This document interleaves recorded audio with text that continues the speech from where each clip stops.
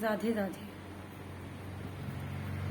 आज आप सबसे बहुत इम्पोर्टेंट बात करने के लिए आई हूँ, जो कि जैसे मैंने आपको बताया कि मैं भगवान से रिलेटेड ही बात करती हूँ। कहना चाहती हूँ कि भगवान कोई खेल नहीं है, झूठ नहीं है। वो जो दुनिया ना उस भगवान को लग रहा है मुझे कि बेवकूफ बना रही है, कि हम घंटी बजाते रहें, पूजा करते रहें, धूप बत्ती दिखाते रहें, हमें दौलत, धन, शोहरत सब कुछ मिलता रहे, ठीक है, और हम अपने परिवार, हम अपनी घर गृहस्थी में भी लिप्त रहें, इस मोह माया में लिप्त रहें, पूरी तरीके से लिप्त रहें, और हमारी इच्छाएं पूरी करने के लिए वो बेवकूफ भगवान बैठा रहे। आज किसी की बातों से बहुत दिल दुखा है मेरा। लोग ये चाहते हैं कि अगर कोई भगवान की तरफ जा रहा है ना तो उसकी टांग खींचना। भगवान की तरफ क्या, कोई ऊंचाइयों पर वैसे भी चढ़ रहा होता है ना तो उसकी टांग खींचने की आदत लोगों की है, इस दुनिया की हमेशा रहेगी ये आदत। कोई जानबूझ के करता है तो कोई अनजाने में करता है। पर प्लीज मेरी ये आपसे हम्बल रिक्वेस्ट है कि अगर कोई भक्ति की ओर बढ़ रहा है, सच्चे दिल से बढ़ रहा है, तो उसे बढ़ने दीजिए। उसको ये मत कहिए कि तुम अपनी घर गृहस्थी देखो, तुम्हें, तुम्हारी उम्र नहीं है ये सब चीजें करने की। ये सब चीजें मतलब भगवान को चाहना, भगवान से प्यार करना क्या गलत है, क्या गंदी चीज है? जब सब तरीके से, सब तरफ से हार जाते हो तो तुम ही लोग जो ये सलाहें देते हो ना, वही लोग उस ईश्वर को रो रो के गिड़गिड़ा कर और उसके आगे घुटने टेक टेक कर मांगते हो।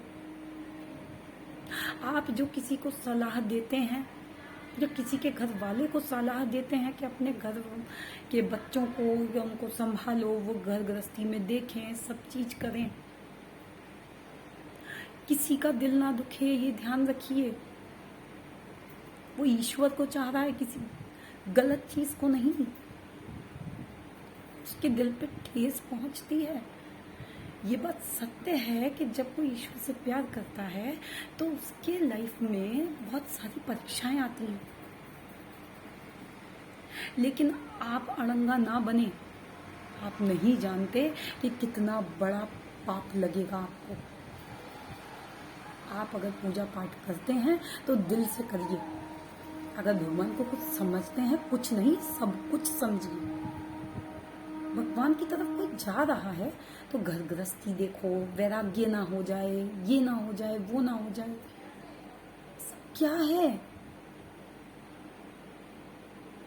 कोई मैं घर गृहस्थी के साथ मतलब कोई भी लेडीज या कोई भी जेंट्स या किसी का बच्चा घर गृहस्थी या घर की चीजों के साथ, या फिर किसी का बच्चा अगर गलत राह पे जाने की बजाय भगवान की राह पे जा रहा है तो भी अड़ेंगे। वाह क्या बात है! कृपया ऐसा ना करें। ऐसा करने से आपको घोर दंड मिल सकता है, पाप मिल सकता है। आप भी ईश्वर से प्यार करें, और अगर आप प्यार कर रहे हैं या कोई प्यार कर रहा है तो अड़ंगा ना बने। उसके प्यार में, उसके दिल से, उसकी चाहत में अड़ंगा ना बने। वैराग्य हो या कुछ भी हो, अगर घर गृहस्थी के बाद भी वैराग्य आ जाता है, आप मान के चलिए, तो वो ईश्वर है भाई। क्या वो नहीं है संभालने के लिए?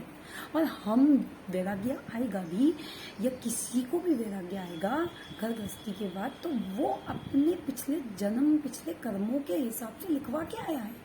उसमें आप कर क्या लोगे? आप क्या कर लेंगे?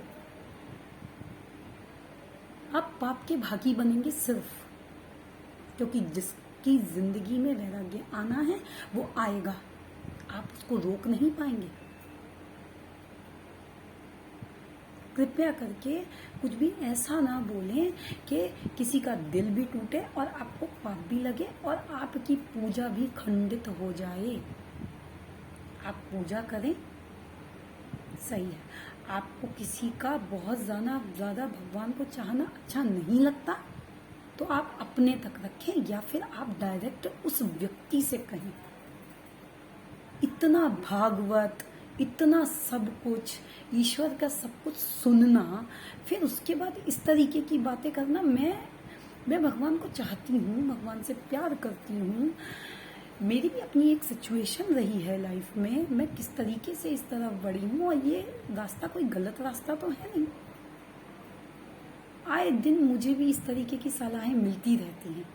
सो कॉल्ड लोग ऐसी सलाहें देते रहते हैं, अभी तो तुम जवान हो, अभी तो तुम्हारी घर गृहस्थी है, तुम्हारे बच्चे हैं, तुम्हारा ये है, तुम्हें ऐसा नहीं करना चाहिए, वैराग्य आ जाएगा, तुम भगवान से प्रेम कर रही हो, बच्चों को देखो, पति को देखो, सब कुछ देख कर किया जाता है। मैं एक एक जिम्मेदारी को निभा रही हूँ, और अगर अपने खाली समय में ईश्वर का नाम ले रही हूँ, मुझे ईश्वर का नाम लेना अच्छा लगता है। मुझे फालतू फंड की वीडियोस देखना, बकवास सुनना बिल्कुल भी पसंद नहीं है। ना मैं पिक्चरों के गाने सुनती हूँ, ना ही मेरे बच्चे सुनते हैं। मैं अगर उनको एक सही शिक्षा देना चाह रही हूँ इस कल युग में, अगर मैं थोड़ी सी सही शिक्षा, मैं भी पूरी तरीके से सही नहीं हूँ, मैं भी आधुनिक जीवन जीती हूँ, जाती हूँ बाहर, घूमती हूँ, सब कुछ करती हूँ, खाती पीती हूँ, सब कुछ करती हूँ, और मैं भी ऐसी नहीं थी। अगर बदलाव आया है तो ये मेरे बहुत कई जन्मों का कर्म फल होगा जो मेरे अंदर ऐसा बदलाव आया है, और मैं बहुत भाग्यशाली हूँ कि ईश्वर ने मुझे चुना है।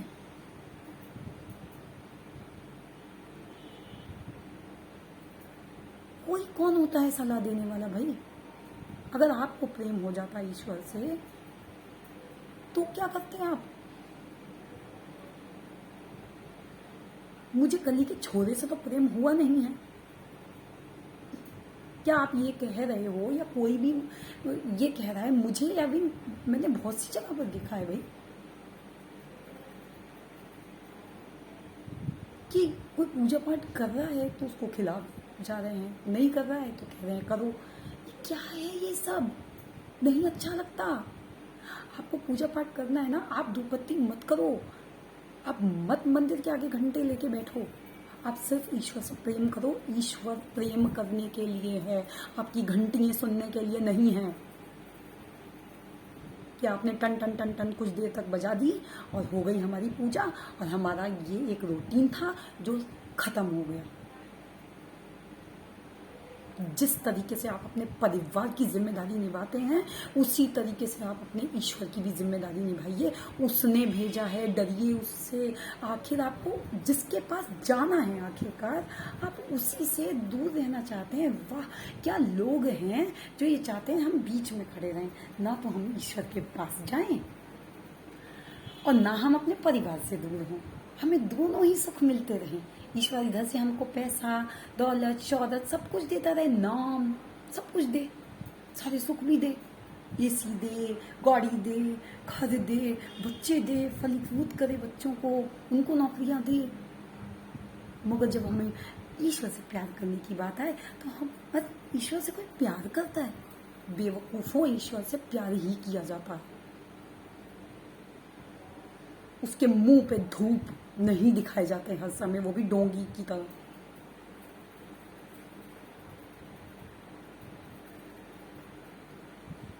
मेरी इन बातों का अगर किसी को भी बुरा लगे तो ये समझ लीजिएगा कि जो प्रेम करता है ना ईश्वर से, उसका भी दिल बहुत दुखता है, बहुत दुखता है। कौन किस स्थिति से निकला है आप ये जानिए। मेरा ये सबको कहना है कि अगर कोई ईश्वर के करीब जा रहा है तो कृपया करके आप अपनी तुच्छ सलाह अपने पास रखें। अगर आप प्रेम नहीं कर सकते तो प्लीज आप उसको मत रोकें, उसके अपने कर्म हैं, आप नहीं रोक पाएंगे। पाप के भागी बन जाएंगे। समझिए, इस बात को समझिए। और ईश्वर से प्रेम करना है, ईश्वर की पूजा करना, वैराग्य अपनाना, इसकी कोई उम्र नहीं होती है। जवानी में जवानी भर की चीजें करो, बुढ़ापा आ जाए जब आप किसी ना काम के रहो। अरे आप जब जवानी होती है तभी आपकी शादी होती है ना, बुढ़ापे में होती है। तभी एक लड़का आपको अपनाता है ना, एक परिवार आपको अपनाता है ना। तो फिर आप ये कैसे कह सकते हैं, जब आपका शरीर ढल जाएगा, जब आप में कुछ देखने लायक भी नहीं रहेगा, तब ईश्वर आपको अपनाएगा? क्यों अपनाएगा? जब आप चल के उसके मंदिर तक नहीं पहुंच सकते, तब वो आपको अपनाएगा। आपने ईश्वर को उल्लू समझा है क्या?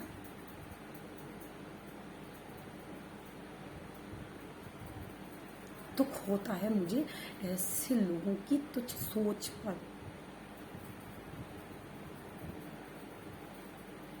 माफ कीजिएगा, मुझे बुरा लग रहा है, जैसा शायद नहीं कहना चाहिए था। बहुत दुख होता है। कृपया आप ईश्वर से प्रेम करने वालों के बीच में बाधा ना बने, ना बने, ना बने।